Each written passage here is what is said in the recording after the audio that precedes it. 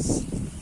This time we will learn a vocabulary from the book Vocabulary Recharge, which is reading grade in 30 days or less. Now let's begin our reading in the vocabulary of lesson 7. So first word here is ginito. The present tense is ginomai, third person singular, which translated as it happened or it came to pass. Idon, present tense is urao, meaning I saw. Ipon, present tense is ligo, which means I said. Ipagon, present tense is theo, means I ate. Elthon, present tense is erkomai, which means I came, went. Aniben, present tense is anabaino, which translated in English as I ascended, went up. Apithanon, present tense is apotnesko, means I died. Ibalon, present tense is balu, means I threw. Ilabon, present tense is lambano, means I took, received. Ilipon, present tense is lipo, which translated as I left. Ipathon, present tense is pasko, means I suffered. Euron, present tense is eurisco, which means I found. Igagon, present tense is ago, means I went, lead or brought. Imarton, himarton, present tense is amartano, which means I send. I sinned. Anabaino, translated in English as I go up or ascend. Dodika, dodikon, dodike, means 12.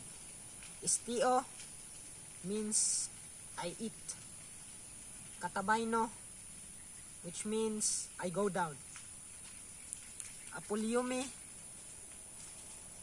translated in English as I destroy, lose.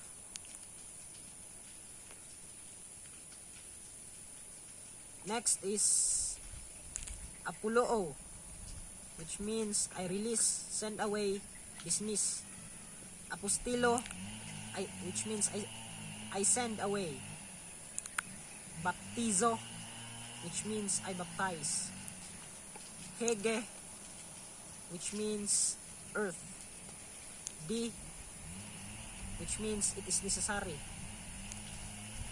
Yoto, yotes, singular, of himself, herself, itself. He, erene, which means peace.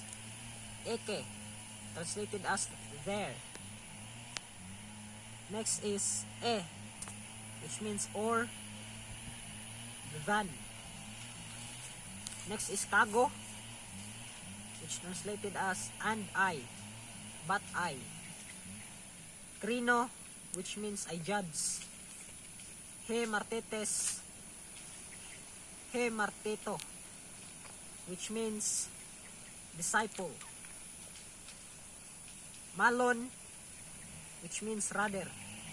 Migas, miga, migale, which means large, great. Men, which means on the one hand, indeed. Hosos, hoson, hose, which means as great as many as. Pistio, which means I trust, believe. Polos, polo, pole, singular, much, plural, many. Pos, which means how. Tosim mion, which means sign, miracle. Sozu, which means I save. Cairo, which means I rejoice. Ago, which means I go, lead, bring. Next is ITO, which means I ask, demand. Akolotheo, I follow. Anoigo, I open. Apothnesco, which means I die. Apokpeno, which means I kill, slay. He, glossa, which means tongue, language. To daimonion, which means demon.